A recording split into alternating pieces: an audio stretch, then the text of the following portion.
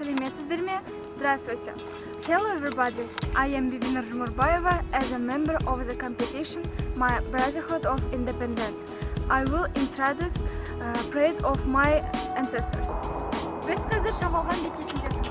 Бұл өлкенің тарихы тереңде жатыр. Мен сізді дәл қазір осы өлкенің тарихымен таныстыратын боламын. Келесі нысандарымыздың бірі Астана Алматы тас жолы. Бұл жол бізді елордамыз Астана мен экономикалық жағынан байланыстырады. Ғалым да, шахтер да, қай мамандық иесі болмасын, ұстаз алдында тәрбиеленіп, мектеп қабырғасында білім алады. Бұл мектеп тәуелсіздік қарсаңында Welcome 30 орта мектебі болды. Ал тәуелсіздік алғаннан кейін бұл мектептің атауы Ыбырай Алтынсарин атамыздың құрметіне Ыбырай Алтынсарин атындағы орта мектеп болып өзгертілді. Қазір біз Ыбырай Алтынсарин мектебінде ең алғаш рет қазақ сыныптарының ашылуына зор үлес қосқан физика пәнінің мұғалімі, ұлағатты ұстаз, ал қазір ардақты зейнеткер Бекен Мұхамедиярұлының үйіне сұхбат алуға келіп отырмыз. Сәлеметсіз бе, Бекен Мұхамедиярұлы. Сізді біздің Ыбырай Алтынсарин мектебінің ашылуында ең алғаш рет қазақ сыныптарының ашылуына үлкен үлес қосқаныңызды білеміз. Сондықтан сізді өз өлкемнің, туған өлкемнің мақтанышы деп білемін. Осы жөнінде сіз ең алғаш рет сол қазақ сыныптарын ашатын кезде қандай қиындықтарға жолықтыңыз? Енді бұл 90-шы жыл еді.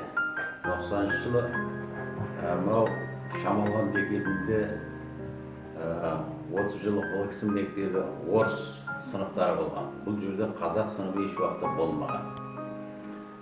Мынау айнала ол кезде қарайтын Қошмамбет, Күләші, Тұрарда да жоғары кластар жоқ болатын. Біз сол 90-шы жылы келіп осы жерге Шамалған бекетіне келгеннен кейін сол бұрынғы мен өзім педагог саласында 46 жыл істегенде осы қазақ кластарын ашу қажет болды келгеннен кейін. Солай жасап, мынау райисполком, райкомдарға кіріп, районаға кіріп, ең соңы сол кезде Алматы облысының 3-ші секретары, 3-ші хатшы, идеологический вопрос бойынша Шәріп Омаров деген болған. Міне сол Шәріп Омаровтың алдына кіріп, Шәріп Омаровқа осылай, мынау қазақ кластарын ашуға қалай көмектесесіз дегенде болады. Біз сонда талап қойғанбыз. Міне осы орыс мектебінен, Welcome атындағы 30 жылық орыс мектебінен бізге 5 комната бер. Түске дейін 5 класс оқысын, түстен кейін 5 класс оқысын. 10 класс ашып беруін сұраймыз. Мынау 97 баланың тізімі. 97 бала қазақ кластарында. Анау орыс кластарында да қазақ класына ауысам деген балалардың тізімін бір ай жүріп алғанбыз. Міне солай етіп, сол кездегі Аблоналардың күшіменен, және Шәріп Омаровтың күшіменен, сол уақытта Бекес деген бір сол білімдендіру жүйесінде істеген инспектор болды. Міне солар келіп, 90-шы жылы сол 25 август күні сол класс ашуды ұйғарған. Я считаю вас лидером нашего общества, поэтому хочу вести разговор на тему гордости родного края. В нашей истории было немало людей, которые поспособствовали становлению государства как независимого. И один из них наш президент Нурсултан Абишевич Назарбаев.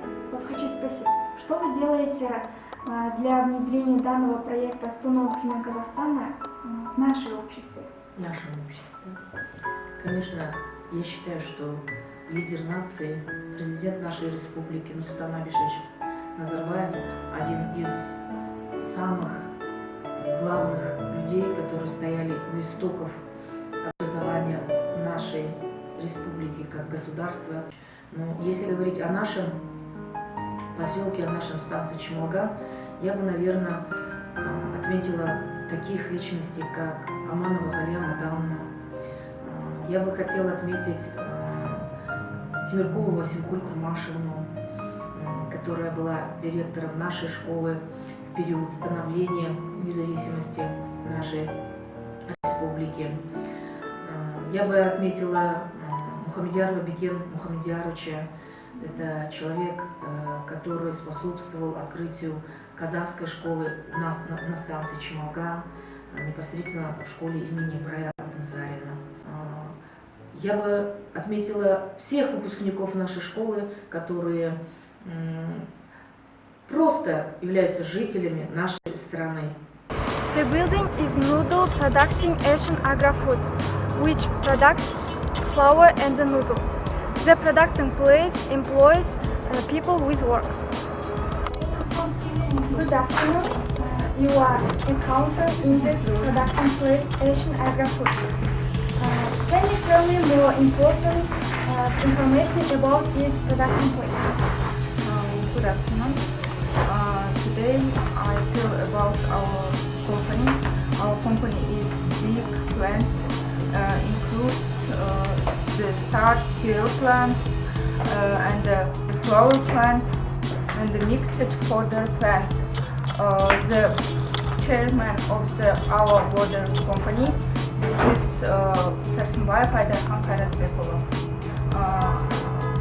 At the first, I want to tell about our flower plant. Our flower plant was established in 1999 with equipment. As you can see, I want to begin my interview with the Bayams Bayabay. Sen de bir kırpış dünyaya getirgen tapta markala. I want to be a pride of every people of my country.